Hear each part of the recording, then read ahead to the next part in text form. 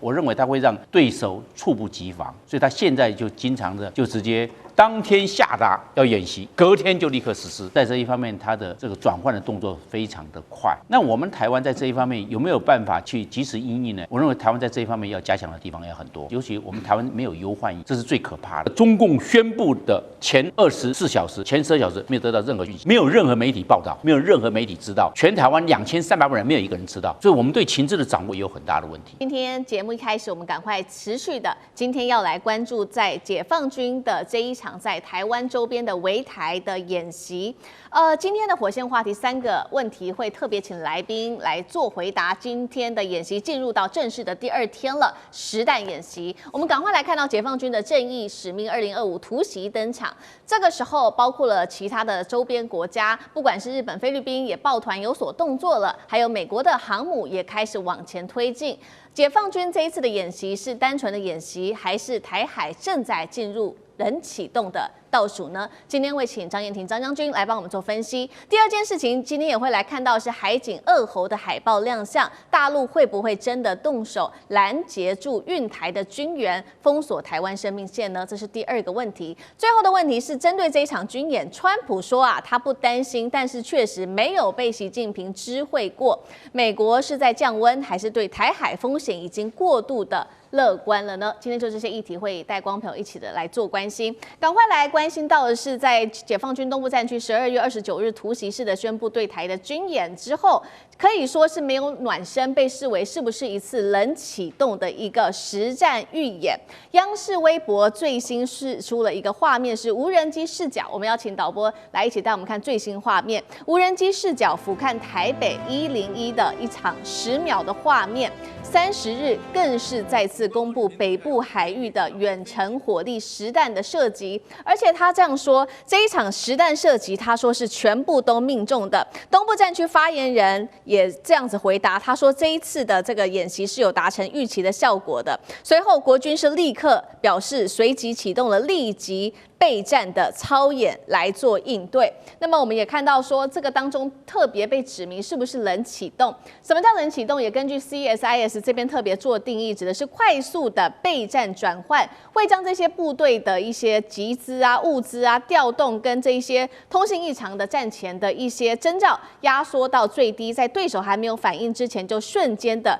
赶快去做临战的部署，这叫所谓的冷启动。那么另外一方面，我们刚刚也讲了嘛，在其他的国家，在中国大陆这场军演之后，也立刻的有所动作了。首先，我们要来看到，包括了美国的航母跟日本、菲律宾同时做了一些动作。先来看到林肯号，目前呢是已经发现在西太平洋这边活动，并且在22号这一天是正式进入到了菲律宾海跟台湾的东南方。另外2艘来自于这个美国的，还包括了华盛顿号，还有4万吨级的波里里号2栖突击舰，也是驻守在日本的周边的海域。好，包括了其他第一岛链的国家，像是日本、菲律宾。现在看到解放军针对于南海还有东海的双线压力，最快他们也拟定宣布，在明年的1月份会签署物品劳务相互提供协定，意思就是说，未来日本的自卫队跟菲律宾的武装部队可以一起做联合的战力。节目一开始要特别请教将军怎么看了？针对中国大陆今天的这一场军演，算是预演冷启动的突袭吗？如果真的发生了所谓的冷启动，台湾能够及时反应吗？将军怎么看？我认为，与其说是冷启动，不如说中国大陆是在这个远战速胜、快打决胜。他是希望能够速战速决。所以，应该是讲到他现在对平战结合、平战转换。还有的就是我们所说到的战训合一，作战跟训练合在那边。就比如作战将来在台海用兵，他就在这边训练，变成战训合一。所以他要发展这个触燃突击这个的可能性，将来用兵的模式大概这样，让产生奇袭的效果，让这攻其不备。你攻其不备，他还没有准备好，我就下手了。我认为他会让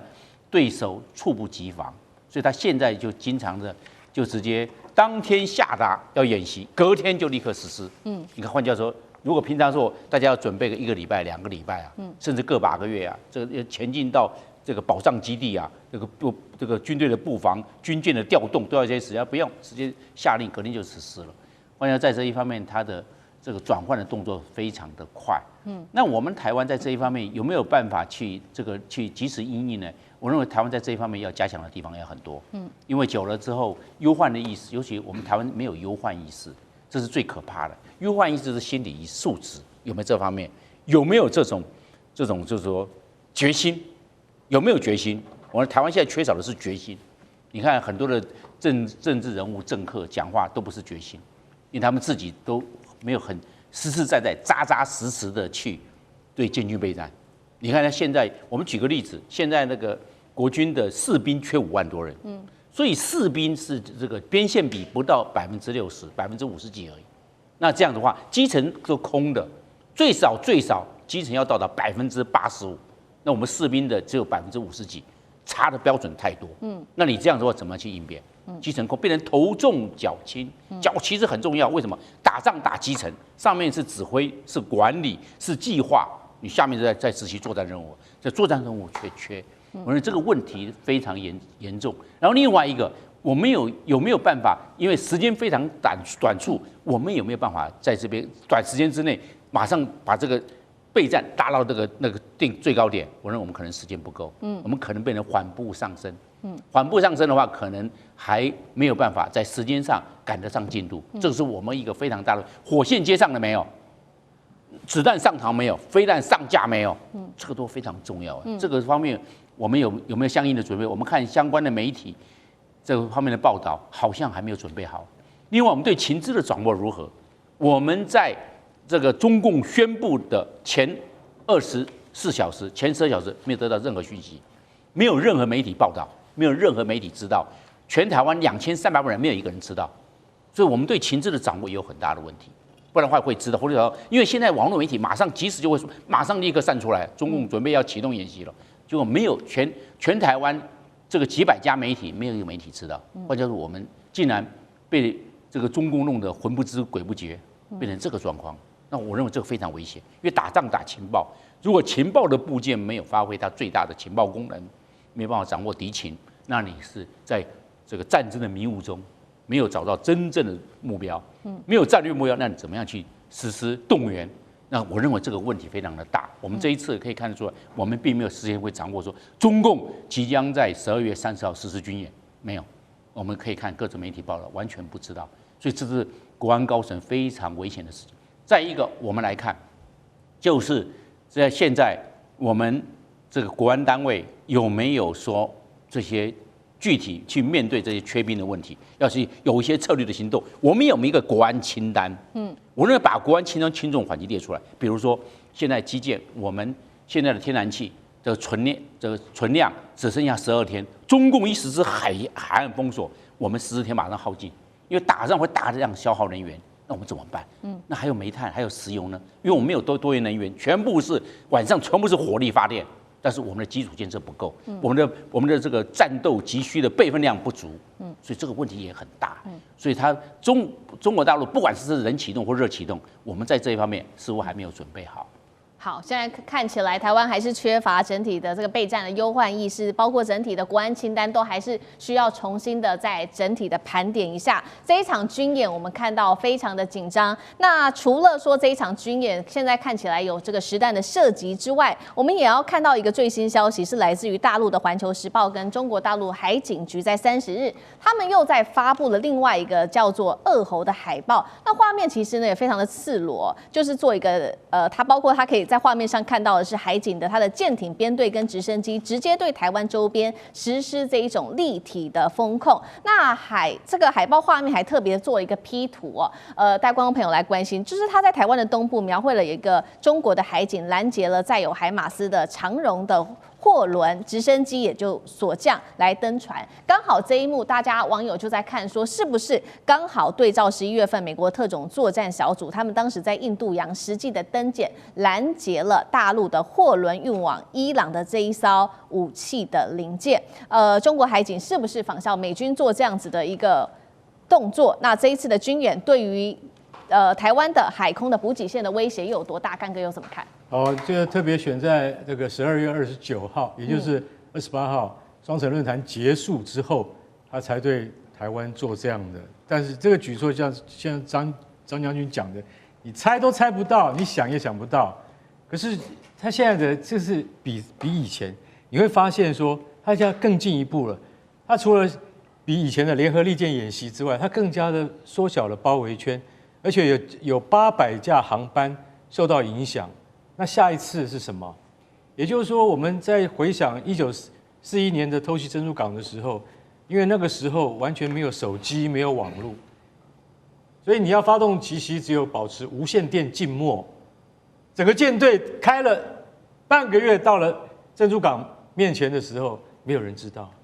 可是现在不是这样子啊，现在是网络那么发达的时代啊，为什么对于大陆的这个军演，我们完全没有人知道？我相信国防部也很惊讶，代表他们在训练什么时候我们可以从完全静止的状态达到第一线战备的能量，而且我们可以马上丢进去。所以大家认为这4年来的共机绕台那些训练，你以为他们都是好像每天都是例行公事？不是，那都绝对不是例行公事了。然后现在最主要是我们看到这张海报，这张海报叫做恶猴海报，它指的是什么？它这个是由大陆的官方媒体机关报叫《环球时报》跟海警局共同发布的啊。共同发布什么意思？就是说我随时都有可能对台湾周边的外海掌控，而且呢，对于可能发生在非战时的情况之下，我们要登船检查。这是很严重的事情。他已经画出梗图了，也就是一张 P 图。P 图里面的内容是什么？就是我们已经展示出你们台湾用长荣海运的货轮，在今年跟去年2次自美国送回2批 M1 主力战车，我可以把卫星照片给你看。除了这个 P 图，还有一个卫星真实照片给你看的意思，就是说，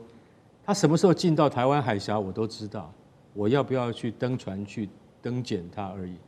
这个警讯非常大，为什么？代表我知道他什么时候会运来，而且我知道运的是什么东西来。不仅仅是 M1 坦克我们拦得下来，而且你们最近多买了总共111套的 HIMARS 那种高级火箭弹，我通通可以拦得下来。大家要知道 HIMARS 就是我们在节目里面讲了多少次，在乌克兰前线，它可以装在 ATACMS 精准打击陆军战术飞弹。在这种情况之下，如果说 HIMARS 也被你拦下来的话，那就代表说你们台湾以后如果在滩头的第一线是没有东西可以对付共军登陆的，因为海马斯将是第一线的打击武器。所以今天你看到这些梗图跟 P 图，你就可以知道我不是开玩笑。只要现在台湾的台独势力再继续的发展下去的话，我就可以马上在第一时间之内做出第一击，这才是我们真的要担心的。好，那另外一方面，我们也来关心，那目前针对的这场演习，那美国的态度又是什么呢？其实川普最新说了一个回应，他说他不太担心习近平今天的动作，他说我和他的关系很良好，他确实没有跟我提这件事情，但是我不相信他会真的这么做。尤其呢，他在这个地区演习已经20年了，他说没有什么好担心的。上志哥怎么解读川普的态度？这次这个正义使命演习，大家都知道，那个政治外交的国际上的意义就是反台独、反外国势力介入。那这当然也有包括直指的，除了先前日本高市早苗之外，当然包括美国。但这场演习真的是空前的、逼近的、压迫式的围岛的军事演习，还有实弹。所以，相较于过去联合利剑以来的部分，当然没有错，经常这个演习啊，但是这次意义不一样。而且，大家如果把过去联合利剑演习先前围岛的区域，包括这一次，你就可以看到，我想大家在新闻上、网络上这个地图，真的围一圈了呢，滴水不漏，怎么办呢？也就是说，中国大陆也不是乱演习，每一次都有所推进。好，那对川普什么样的意义呢？当然，其实记者在询问川普的时候，不是一个其他场合，是他跟纳坦雅胡正在佛罗里达州那么见面谈完中东，特别跟以色列相关的情势之后的记者会上，刚好发生这个事情，所以大家直接就问川普了。所以可以知道，川普虽然是一个临时性的回答，但是不可能他是匆忙的，因为一定有所准备，然后包括他的白宫幕僚也都有。但是川普的这个态度，我想真的是在我们台湾执政党包括日本方面的这个高层应该都哭哦，抱枕头哭哦。那是一个什么东西呢？我形容这个东西叫做强者的漠视。因为往往很多强者，你不要觉得他是关心一切东西，什么东西都处心积虑的参与，他就告诉你他跟习近平关系很好。面对这样的事情，可能就几乎要把台湾拿下来。一旦演习变成真的，他第一个告诉你的还是告诉你，习近平没有跟我说，但是我跟他很好，而且他一开始就直接说他不担心、不忧虑。但之后记者继续追问这次演习的状况的时候，他难道对于未来没有忧虑吗？他还是说他不忧虑。你去看他新闻那个原文，他就说他一直 not worry 啊，就用一点都不担心、不忧虑这个字眼。所以我这个就叫强者的漠视。强者欣赏强者，哎呦，你这个演习也确实蛮厉害的，那我就来好好的了解一下。为什么这样讲哈？当然，中国大陆这次有这个演习，它主要还是在测试。除了测试他们自己本身的军演之外，也都知道有这个政治的意义，包括对亚洲周边的国家，特别直指日本方面。而且这刚刚嘉文讲到的这种冷启动、临时性的措手不及，这个措手不及不止台湾措手不及啊，这里头在台湾海峡周遭，包括经贸相关的所有的国家，甚至航空飞机都受到了影响。所以这测试的影响力其实还是影响相当大的。但是测试包括美国啊。那你说美国为什么看呢？其实要知道，每一次重大的军事演习，对于印太的美军来说都是非常重要。我不能说在旁边拍手看好戏，因为他们才可以真正了解中国大陆一旦为了要打台湾，动员的战术、战绩跟所有的这种战略的新配置，像这次正义使命的部分的包围方法就不太一样。实弹演习也是第一次在台海周边有这么密集的实弹演习，所以这对于美国观察中国大陆的军力跟以后怎么样来，他们要打台湾，那怎么样，要不要打，跟怎么来应对这件事情，坦白说，对于日本或美国来说都是巨大的资料库。对，我虽然说他们是乐见这个演习，但是每多一次演习，就对中国大陆解放军了解一分。所以讲这背后也是川普的底气，因为川普不是现在他要不要阻止讲些政治话术，都是要演习之后，美军也会做非常完整的分析，以后提交到五角大厦，让川普了解到底中国在攻打台湾现在真正的实力是什么。接下来我们要来特别关心到是055大区这回2度的驶向澳洲了吗？是让澳洲非常的紧张哦。我们今天也会关心说，这一次055大区会不会也带上福建号？为什么会有这样的猜测？我们赶快来看到是12月1号，这是最新消息哦。澳洲的防长马勒斯突然间这样说，他说现在啊，澳洲正在菲律宾的海域这边追踪一支来自于中国大陆的海军的舰队，因为呢，澳洲政府其实很担心这支舰队可能持续的往澳洲水域这边走，而且他预估可能在今年底的时候就会直逼抵达澳洲了。让澳洲军方非常紧张的是，到底这一支舰队可能会有多大、多狠，而且它会有多新呢？因为事实上，在今年的2月份才有一个经验的。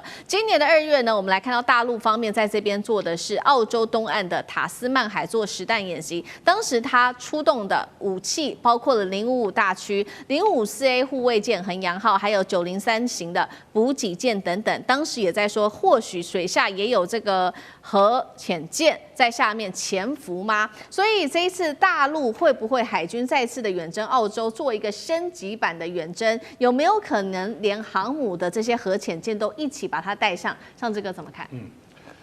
澳洲要怎么监视中国的这个海军舰队啊？它有这个所谓的这个军事卫星吗？可以紧盯吗？没有吧，应该都是美国或至少在英国这些国家。当然，澳洲的身份比较特殊，我们知道它作为 Quad 作为美日印澳的军事同盟，也包括 AUKUS 包括澳英美的3国的军事同盟，尤其这个 AUKUS 部分，他们是同时交换相关的这些军事的情报，包括军事当中的最优先的相互的支援。所以，澳洲其实在整个对于中国当中呢，我们现在知道最近这个澳洲跟中国大陆的经贸关系很好，澳洲的总理也都专程到北京。可我觉得这个国家中澳之间关系不错，可是军事方面其实都没有任何的松懈，包括澳洲的相关的这些军港啊，包括中国大陆民间承租的，也都始终处在任何只要触及军事都有一点微妙上。当然，我们知道，其实澳洲这次宣布这个东西，当然表达它对于中国大陆这个海军舰队的一个掌握性。我觉得他掌握性当中也甚至提到了，讲很白说今年底抵达澳洲。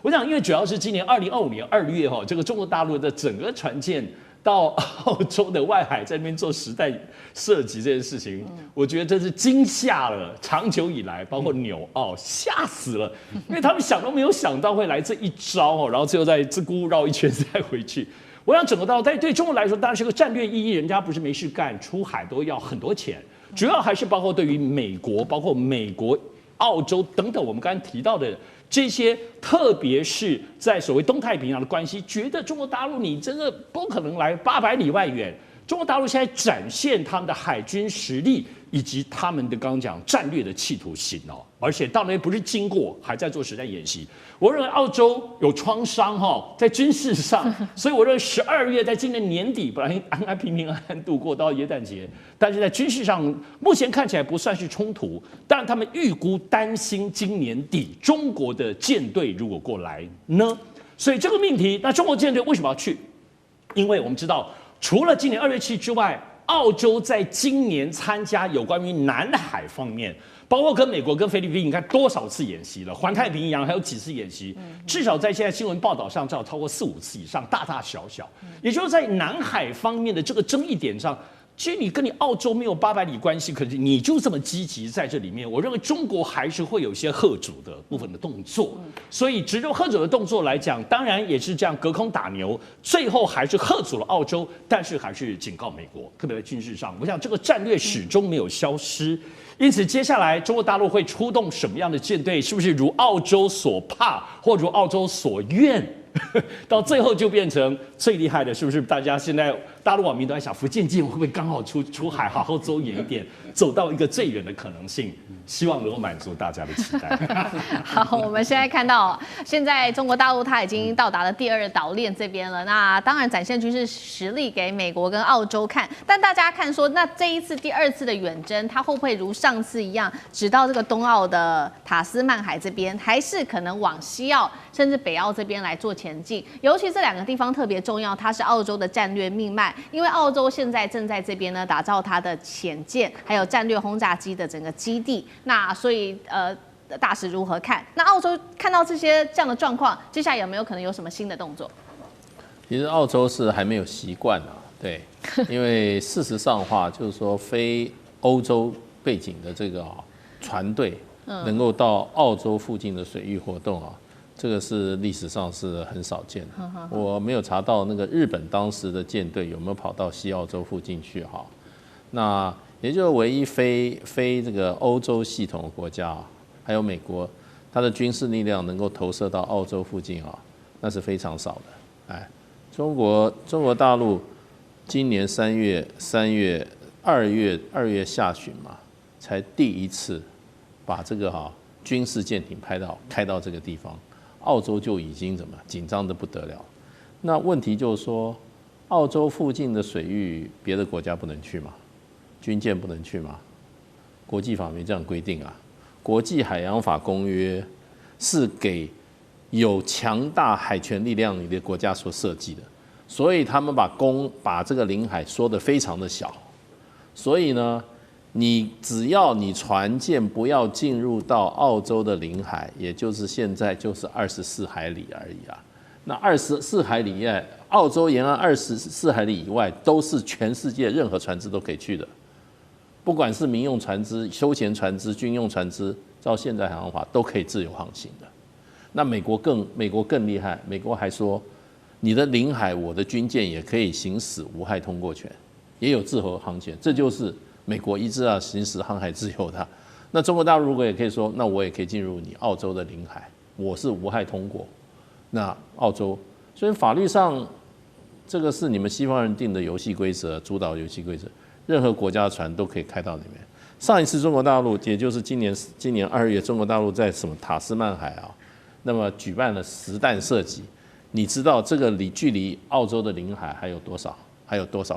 多远？还有300海里哎。人家距离你300海里，在那边就做一个实弹演练，结果澳洲举国震动。可是你有什么权利可以说你不能来我这边做这个？那个是公海哎，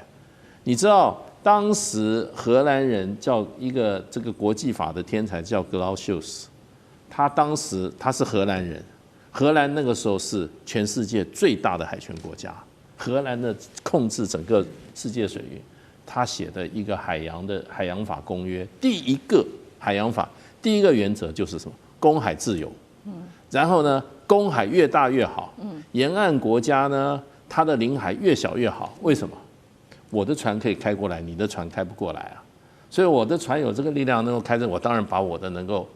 行使我这个航行自由的搞得越来越大嘛，对不对？所以这是你们这个欧洲国家自己啊，海权国家自己定的就是说海洋自由这个原则。那每一次这个沿岸国家想要扩充这些在海上啊临近海洋的这个权益的时候，反对的都是美国，都是这些有强大海军力量的国家，对，所以现在中国大陆也有强大海军力量啦，所以到你澳洲去，澳洲现在是不习惯，可是你有什么好紧张的？我是觉得没什么好紧张。上一次给你300海里外开了几炮，你就已经举国震动了。也太玻璃心了吧！好，现在不只是解放军的动作，不只是澳洲紧张，其实在美国方面，美国其实也很紧张哦，因为我们来看到也是在南海这边有一个惊人的画面，这个是解放军在11月份的时候在南海，当时呢他是让他的055大区直接就导入在这个尼米兹航母的打击群，而且当时它形成的是一种3面穿插的，等于直接就突破了美军的护卫舰，不管是这个伯克级的驱逐舰，其实当时要把它挡下来都挡不住。那我们稍微回顾一下当时的这个状况，事件地点是在黄岩岛的东南方200公里的地方，美军出动8艘的美舰，包括尼米兹号啊，还有3艘伯克级驱逐舰等等。那当时大陆有055，还有054A 跟它的1艘不明的舰艇。那当时大家就在看说，中国大陆的解放军可以这样子插入，也代表说美军的优势正在削弱当中吗？澳洲智库也有一个最新报告，2025年美军在海事能力的方面，军事能力的领先只有2017年的2/3。干哥怎么看？这个消息由于没有出示舰名，也就是说055重型驱逐舰是哪一艘？是南昌号还是遵义号还是什么号？现在重型驱逐舰已经下水了10艘，所以我觉得这个报道，就腾讯网这个报道，它没有点名是哪一艘。对，这是美中不足之处。但是呢，他说在黄岩岛东南200公里的海面上发生这样的事情，大家回顾一下，大概半年之前，大家还记不记得有一艘美国海军的伯克级神盾驱逐舰的舰长跟他的航海副官有一张照片，远远望着辽宁舰，他翘着2郎腿，手拿望远镜，这种画面你再也看不到了。为什么？因为你下次看到的是055大区冲过来。他冲过来的时候，你就觉得不好玩。它比航空母舰不好玩的地方在哪里？因为055大驱是一种导向飞弹驱逐舰，它的整个的设计的基础是基于美国的神盾舰的基础去设计的，而且比美国的神盾舰还要更加的提升也就是说，它总共有112个发射井。那你会想说这是什么概念？那就等于刺猬舰一样。当它开始射飞弹的时候，你就会发现整个海面都是火光。为什么？它不断的发射，这没有什么冷却的问题。为什么？因为现代军舰已经进步到这种地步了，它的级别应该要跟美国的泰堪德洛卡级，也就是 CG 这样子的导向飞弹驱逐舰导向飞弹巡洋舰那个舰别，因为次一级的叫做中华神盾052D， 数量还是太少。可是今天如果发生在黄岩岛200公里的地方，它有之字形的变换队形，可以穿透尼米兹号航空母舰战斗群的话，代表那个威胁很接近了。可是为什么美国国防部没有讲呢？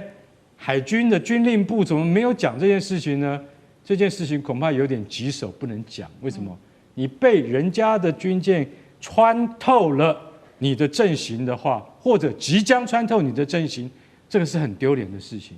那就想到我们的黄海，我们的甲午战争，我们镇远跟济远的旗舰真的被日本的鱼雷艇给冲破。所以刚才上次讲得很好啊，澳洲真的吓死了，连纽西兰都吓死了。第一次开到我们家门口300公里，然后干嘛？然后开炮，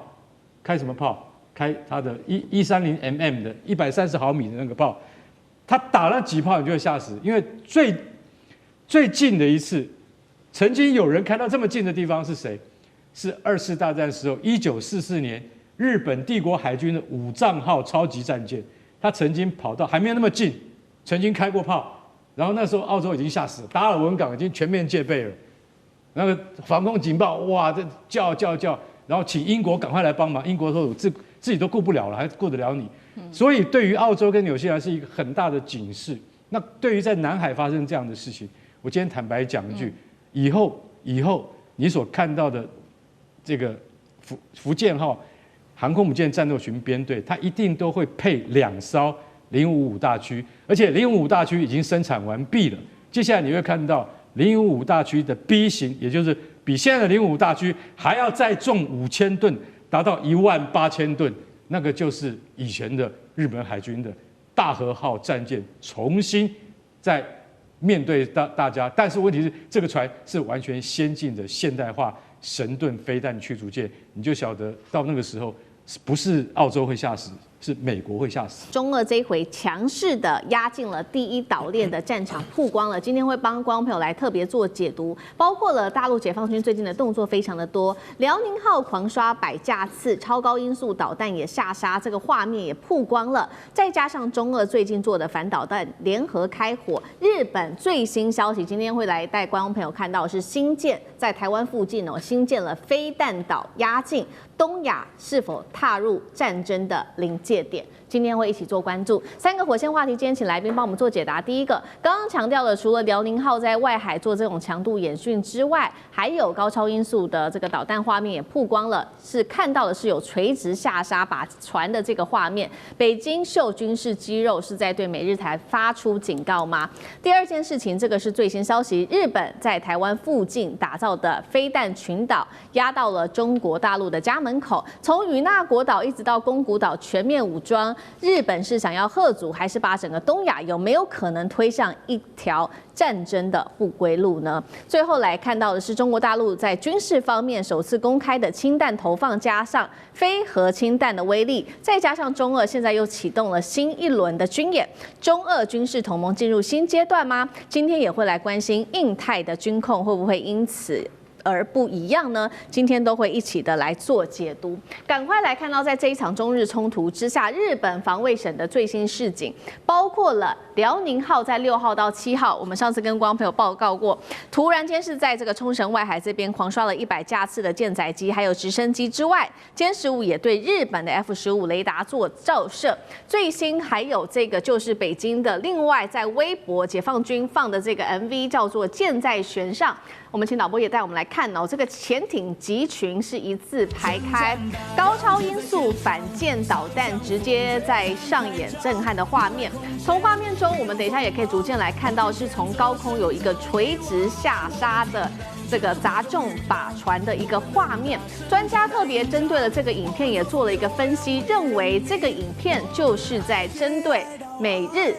做警告，也是同时要他们不要干涉台海。而解放军的讯号之外，我们来看到在军事层面还做了哪一些呢？北京最近是成功试爆了它的这个新型的非核氢弹，可以燃烧超过1000度，火球持续燃烧2秒以上，高热加震波可以定向的攻击掩体跟建筑，目的现在说就是要在打城市战中打击台湾的防御能力。节目一开始要特别请教大使怎么看刚刚特别看到的中国大陆公开它的潜艇集群之外，还有这个导弹垂直下杀的一个画面，剑指美日台做警告吗？会不会让台海风险再加剧？大使怎么看？对，我想最主要，中国大陆为什么会亮剑啊？其实这些都是既有的武力，既有的这个新的装备啊。那你说中国大陆有70几艘的这个潜水艇啊，本来就是区域里面最强大的一支潜水艇。那它为什么要在这个时候啊，把它这个阵势摆开？这个在中国大陆军事术语叫亮剑。亮剑就是当受到威胁，或者说受到某种压力的时候。或者有一些关键时刻可能要发生，中国大陆会先把武器先亮出来。为什么？这个就亮剑，就是让你评估，免得你会做错误的判断。也就是说，你搞不清楚中国大陆现在武力到什么程度，那就先告诉你，然后呢你自己评估，免得有这个武器，结果对方也不太清楚，或者说故意搞不清楚，然后呢做了一些挑战，然后发生冲突以后，那冲突一定会造成损失。所以大陆的战略是先让你知道我的武力在哪里，让你自己评估，让你知难而退啦。那我想它最主要还是针对日本，因为这个11月7号高市早苗的这个发言啊，那事实上的话是对在陈平时期对中国大陆，那么公然这个等于就是说要做出行使武力的威胁。那这个中国大陆事实上的话，当然就一定会强烈回应。另外一个就是说，对于过去其实从2016年就开始的日本的再武装，那到现在，那么高市早苗的极右势力上台以后，他不但这个对中国大陆进行武力威胁，明白表示说他要干涉台海未来的发展啊。其实台海两边他都知道不是日本的，都是属于中国的。他事实上他的所有的文件都承认。对，1972年、1978年，他都认为台湾是属于中国的，对，所以就变成就是说，那他现在就是管你是中国还是哪里，他就是要干涉，而且就是说，你发生事情的话，我就要行使怎么样，这个所谓的集体自卫权啦。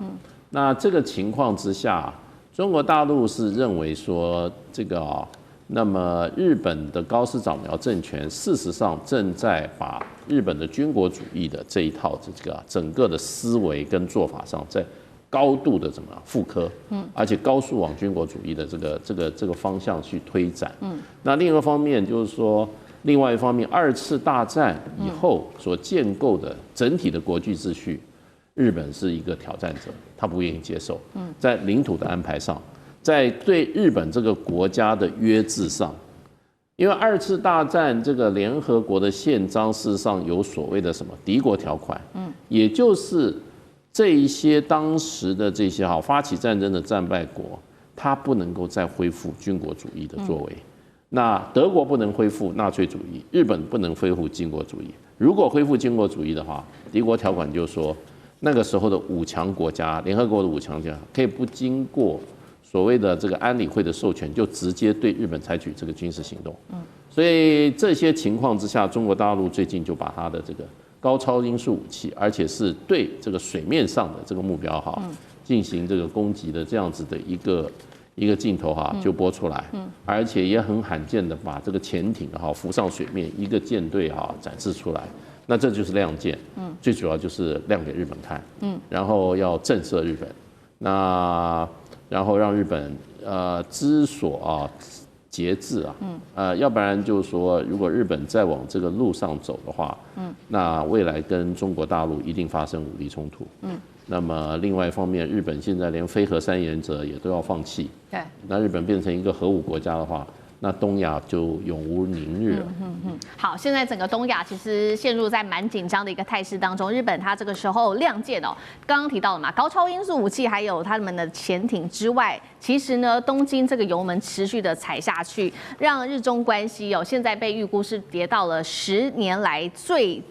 冰点的此刻，因为他现在正式的，这是最新消息，今天的新闻启动了40年来最大的军备扩张。我们来赶快看到这个消息，是他在台湾周边打造的飞弹群岛，沿着大约是160个岛屿组成的琉球湖线，陆续在这边新建各种的阵地，包括了反舰飞弹阵地、雷达塔、弹药库、电子战的设施，要吓阻大陆武力威胁，来自于日方的说法。而在台湾的东方，只有大概110公里的与那国更被打造成最前线，被当作是火力哨站，等于把战场也推进在台湾跟大陆的家门口。这一波飞弹群岛化是真的能够吓阻大陆，还是把东亚推向另外一场军事战争当中？干哥怎么解读？因为与那国岛距离台湾是最近的，才110公里，所以你在上面做什么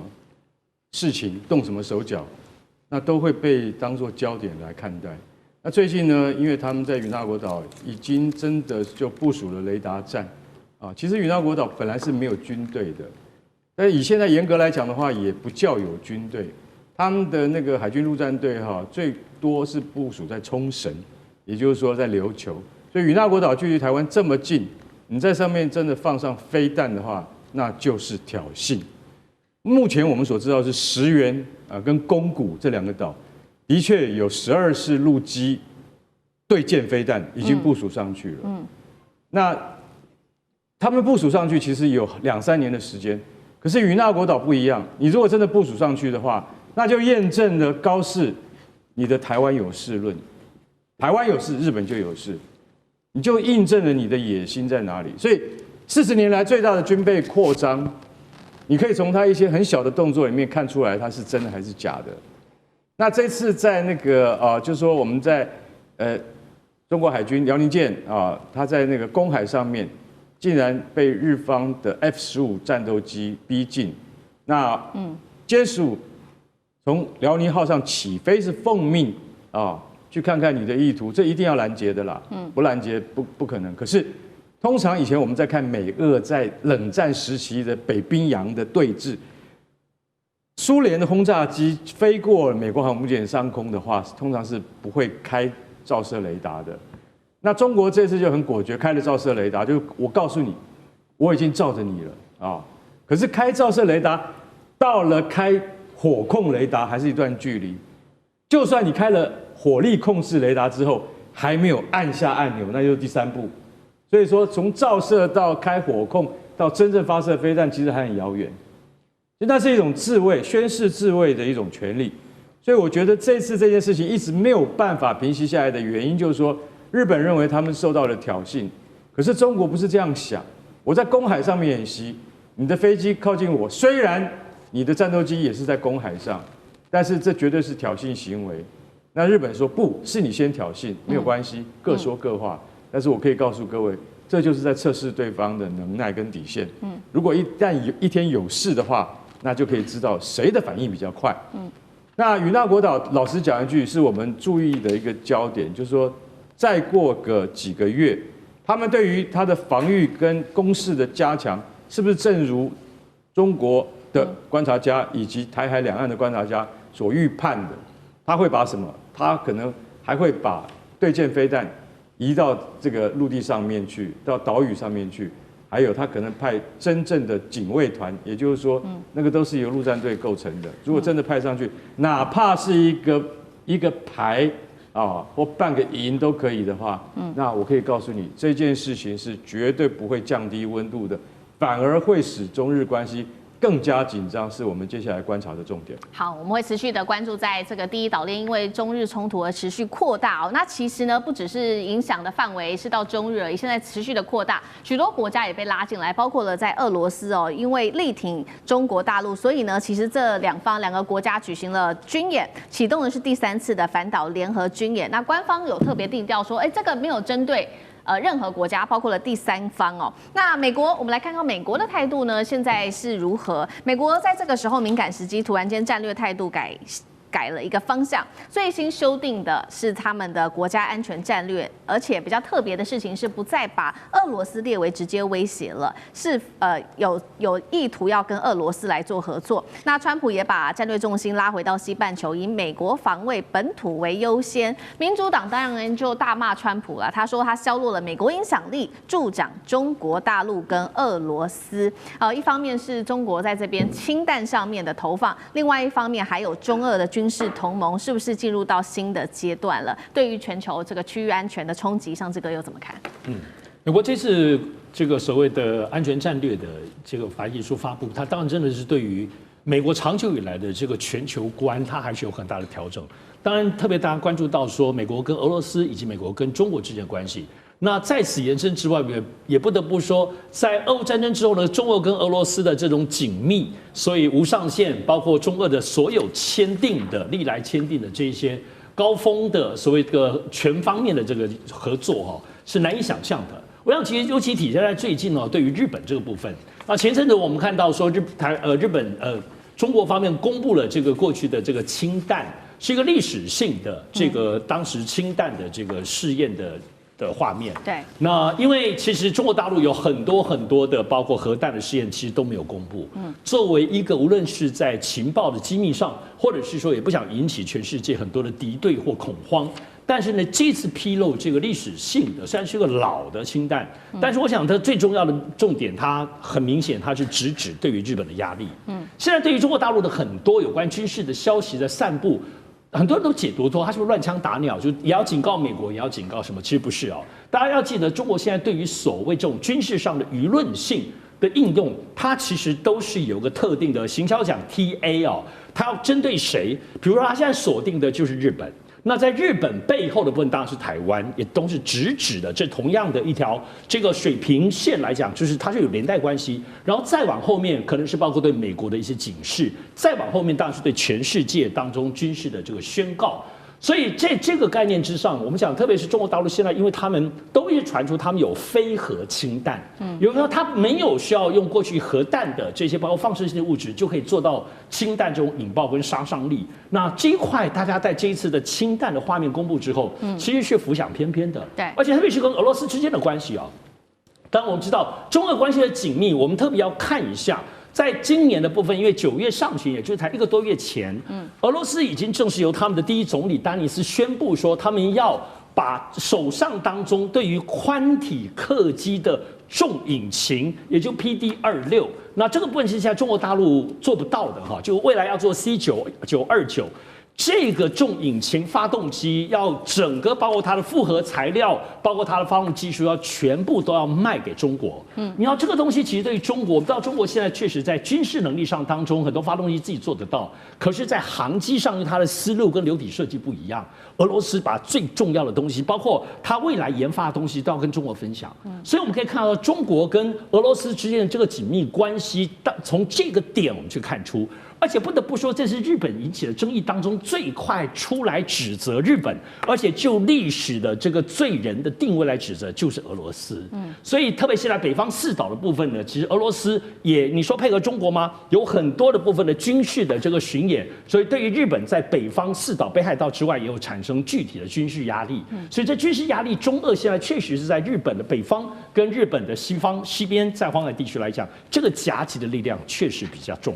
好，谢谢上次哥。好，我们持续要关心到是解放军现在横扫在第一岛链，今天特别来关注，包括先前关注到辽宁号百次起降，还有他们的百舰齐出，都震慑了日本。王毅在这个时候又重启，他特别提到7重锁定，警告日本战败国休想挑衅。我们今天来关心的3个火线话题，会请来宾帮我们做解答。第一个是大陆在深夜发布的7重锁定，针对于台湾的地位呢，要来封死跟日本介入的一个空间。另外呢，现在爆出的是说，歼15锁定日本的 F15嘛，那现在有一个说法，东京擅闯演训区，其实可以把比如说 F15这样子的战机视为是未来的合法标靶吗？未来任何的战机只要进来，是不是都可以当做合法标靶？等于是北京发出的最后通牒吗？第二件事情，今天也会来特别关心的是，美国智库今天特别警告了，他说中国大陆恐怕会先发动这个核打击，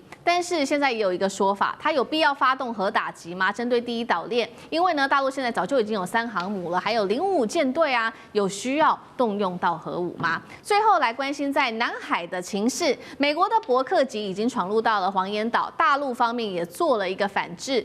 出动的是他的052D 跟054A 做夹击，中方封死，包括了在西湖入口这边实建立了它的控制区，南海局势是否会翻篇？今天就这些议题，我们都一起的来做关注。好，这个是中国大陆的外交部在半夜丢出的震撼弹，来看到王毅怎么驳斥高市的台湾有事就是日本有事论，他直接就是明确点出有关于台湾的地位是用7重锁定，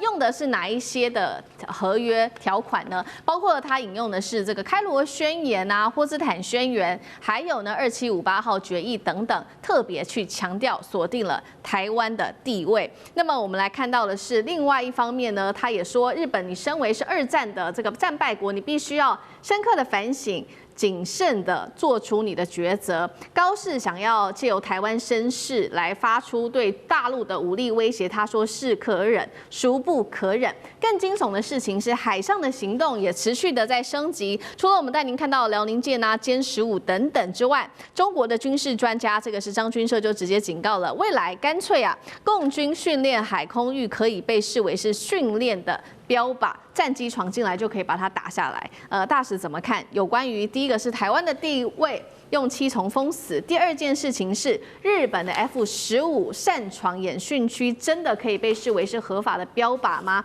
国际规则会容许吗？谢大使怎么看？这样哈，这个王毅外长讲的这个7重封锁哈，事实上它都是有根据的啦。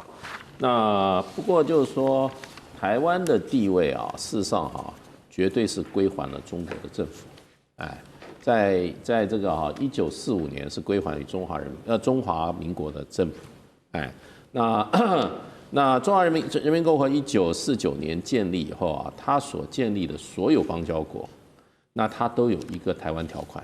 都要别人承认啊，任何国家跟它建交，你一定要承认台湾是中国的不可分割领土一部分。有些就是直接讲中华人民共和国不可分割领土一部分。那1979年，中国大陆跟美国建交也是讲这一点，它中文写的就是承认。日本的话也是在它的建交这个共同声明啊，日本尊重并了解并尊重。所以就变成就是说，事实上这个台湾属于中国的这部分是毫不动摇的。而今天台湾还实际控制在两岸共属一中的一个中国政府里面，就是中华民国政府。为什么呢？因为中华民国它事实上跟大陆的法律关系来讲啊，我们是这个虽然这个现在政府提出一个什么互不隶属啊，可你要就从内容来看，两岸的这个中华民国是高度重叠，尤其在领土部分，中华民国的领土宪法里面写，中华民国的领土从其固有之疆域，固有之疆域就我们过去连今天的蒙古国也是在我们手，也是在我们这固有的疆域里面。另外一个，中华民国的内政部，很多国家你对你的疆域，什么叫固有的疆域？那要看内政部公布的地图。历来中华民国政府内政部公布的中华民国地图，都是把台湾放在中华民国里面的，而我们还有大陆的所有的领土，我们也没有放弃啊。对，所以就法律，我们今天王毅讲的是纯就是法律，我也就讲纯粹法律。所以呢，其实两岸政府是在这个主权，在这个是中华民国高度重叠的两部宪法。所以就过去很多学者就说两岸同属一个中国嘛，对不对？9·2共识就一中原则，就是因为有这个宪法。那这个宪法，大陆的宪法都有效，中华民国宪法在台湾也继续生效啊。对，那我们在所有的这个跟我们有邦交的国家里面，我们也从来中华民国有说要放弃台湾吗？中华民国有被另外一个国家给取代吗？也没有啊。所以呢，这个台湾是属于中国的政府，这一点是法律上是不可置疑的。是不可置疑的。那当然，大陆讲了七个。那因为日本事实上它是无视中华民国的存在啊。他是在1972年，他告诉中华大陆说，台湾是属于大陆的。他是明白的，你去看他那个1972年的联合公报啊，那个前言讲得很清楚。所以那个就是说，法律的人他一定要很清楚。他说台湾是中华人民共和国不可分割的一部分。日本政府充分了解并尊重此立场，并严格遵守波茨坦宣言第8条的规定。波茨坦宣言的第8条规定就是承继之上的1942年的开罗宣言。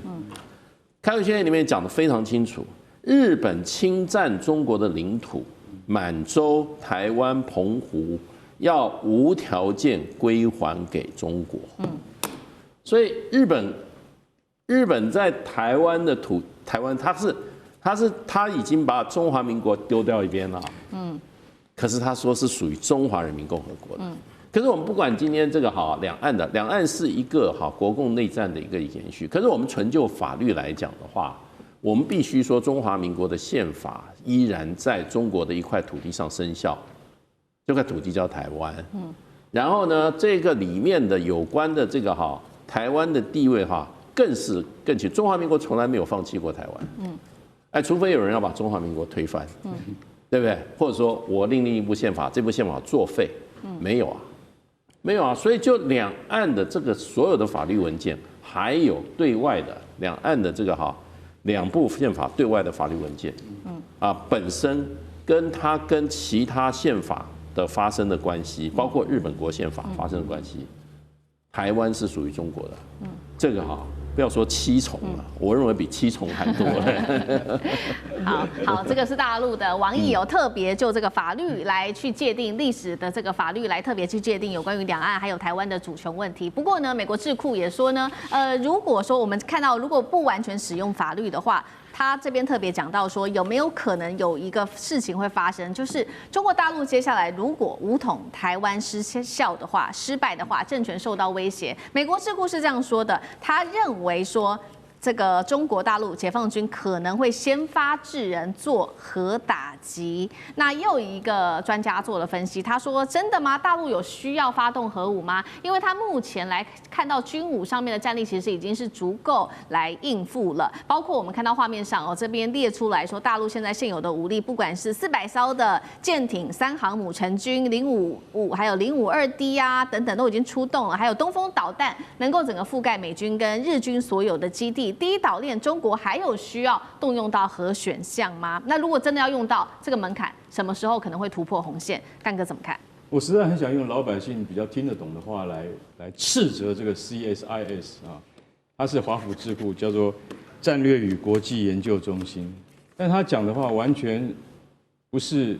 在专业领域里面讲的。他上个月就已经讲了，我有24个结果，我们经过这个推演，不是兵推哦，注意。不是兵推，他们推演出24种结果，就是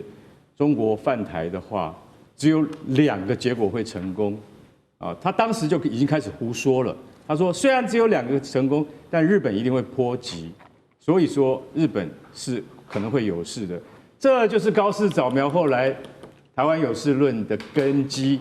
你知道吗？都是美国人害的，害高市早苗讲错话。所以到现在局势搞成这么不可收拾，然后最新的说法是什么？他说，如果中国为了先发制人的话，他可能会先动用核子武力。人类的历史已经告诉我们，我再三强调，核子武器不是随便说就可以动用的。不管乌克兰多么的在前线英勇抵抗，可是打到最后，就算是阵地失守。俄罗斯也一样没有动用核子武器，你知道为什么？因为这是触犯了战争罪跟人类罪的。除非2国真正交战，除非真的不诉诸核子武器而不能得到结果的话，其实通常像这样子的研判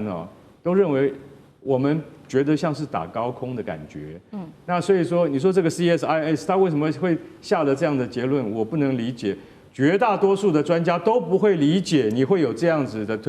推演，就说中国为了先发制人而先动用核子武器，动用核子武器的代价是什么？不用我们多解释。而且老实讲一句，中国现在的核子武力已经达到500枚弹头了，可以摧毁日本20次，还需要用到核子武器吗？那讲到传统武力，中国海军现在有400艘可以用作战舰的船。